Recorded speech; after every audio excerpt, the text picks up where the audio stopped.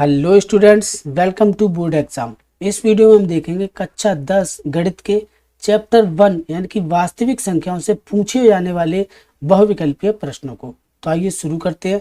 पहला प्रश्न दिया 1/√3 किस प्रकार की संख्या है?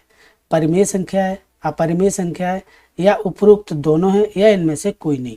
तो देखिए, परिमेय और अपरिमेय संख्या होती है। परिमेय संख्याओं को P/Q के रूप में लिखा जाता है, ठीक है।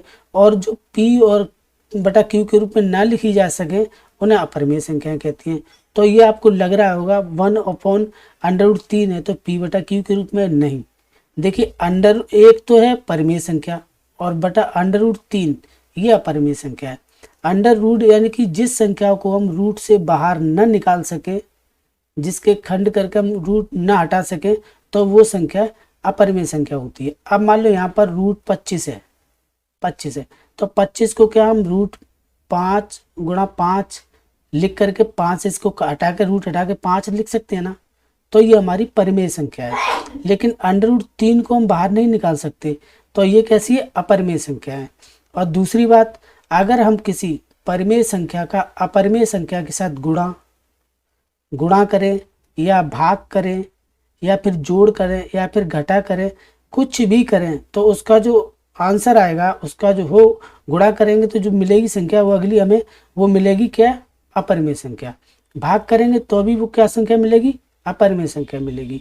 और जोड़ करेंगे तब भी कौन सी संख्या मिलेगी? अपरिमेय संख्या मिलेगी। और घटा करेंगे तब भी कौन सी संख्या मिलेगी? अपरिमेय संख्या मिलेगी। कहने का मतलब ये, अगर परिमेय संख्या और अपरिमेय संख्या का आपस में गुणा भाग जोड़ घटा कुछ भी करते हैं तो बदले में हमें अपरिमेय संख्या ही मिलती है। तो इसमें 1/√3 है, एक परिमेय है, एक अपरिमेय संख्या है। तो इनका जब हम सॉल्व करेंगे से तो हमें कौन सी संख्या मिलेगी? अपरिमेय संख्या मिलेगी। तो इसका ऑप्शन बी हमारा सही हो जाएगा, अपरिमेय संख्या। अब अगला प्रश्न दिया है, प्रश्न नंबर 2। 11/25 का दशमलव प्रसार होता है। तो देखिए, ये तो 11 है, 11/25, ठीक है। तो ये हो गया अंश और ये होता है हर। अगर हर के हम अभाज्य गुणनखंड करें तो 2 और 5 के अंक आए तो समझिए उसका जो दशमलव प्रसार होगा वो कैसा होगा? शांत। अब देखिए, 25 के हम अभाज्य गुणनखंड करते हैं तो बराबर क्या हो जाएगा? 5 पंजे 25, 5 से फिर करेंगे 1, तो कितने आए? 5 × 5। तो 5 के अंक आए ना इसमें, तो इसका जो दशमलव प्रसार होगा कैसा होगा? शांत। Option A. अगला प्रश्न है 17/14 का दशमलव प्रसार होता है। तो देखिए, 17/14, 14 हर है, ये अंश है। तो 14 के जब हम अभाज्य गुणनखंड करेंगे तो देखिए 2 से काटेंगे 7 आ गया, 7 से काटेंगे तो ये 1 आ गया। तो इसके अभाज्य गुणनखंड जो है वो 2 × 7। तो इसमें 7 का अंक आ गया। तो जहाँ 2 और 5 के अलावा कोई दूसरा अंक आ जाए तो वहाँ उस संख्या का जो दशमलव प्रसार होता है वो कैसा होता है? अशांत। अशांत होता है। तो इसमें ऑप्शन बी सही होगा, अशांत।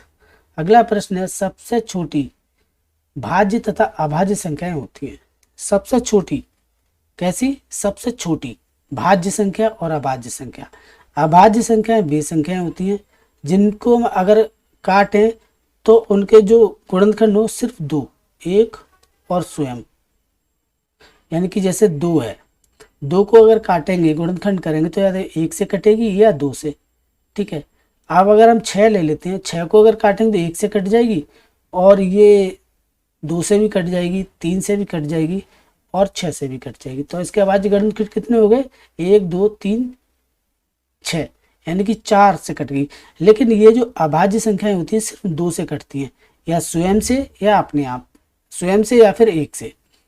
और अगर जो संख्या किसी तीसरी संख्या से भी कट जाए तो वो भाज्य संख्या होती है। तो ठीक है, तो इसमें हम बताने का अभाज्य, तो सबसे छोटी अभाज्य संख्या होगी 2, ठीक है। और सबसे छोटी भाज्य संख्या होती है 4। अब 4 देखिए 1 से भी कट जाएगी, 2 से कट जाएगी और 4 से भी कट जाएगी। तो इसके अभाज्य गुणनखंडों की संख्या कितनी होगी? 3।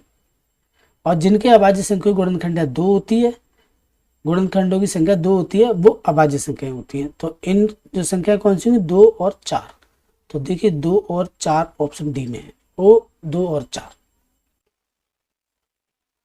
अगला प्रश्न है प्रश्न नंबर 5। यदि दो संख्याओं का गुणनफल 2166 है एवं उनका मासा 19 और लासा क्या होगा? मासा 19 है तो लासा क्या होगा? तो देखिए लासा निकालने के लिए क्या करना है, संख्याओं का जो दो संख्याएं होती हैं, पहली संख्या और गुणा दूसरी संख्या, पहली और दूसरी बराबर किसकी होती है? लासा और गुणा मासा, लासा गुणा मासा की होती है। तो पहली संख्याओं का गुणनफल कितना दिया है? 2166 बराबर पहली संख्या दी है, मासा दी है, कितने दिए? लासा हमें निकालना है, लासा और मासा दिया है 19। अब 19 को हम इधर ले आते हैं तो ये किस में हो जाएगा? भाग में आ जाएगा। 19 से अगर काटेंगे 19 से कम 19, 19 से कम 19, 19 चौक 76, यानी कि दूसरी संख्या यानी कि लासा, लासा बराबर हो जाएगा 114। जब 19 से 2166 को काटेंगे तो 114 बार कटेगा, ठीक है। तो यही संख्या हो गई हमारी लासा 114, 114 सॉरी। तो 114 ऑप्शन में इनमें से कोई नहीं, तो ऑप्शन डी हमारा इसमें सही हो जाएगा, इनमें से कोई नहीं।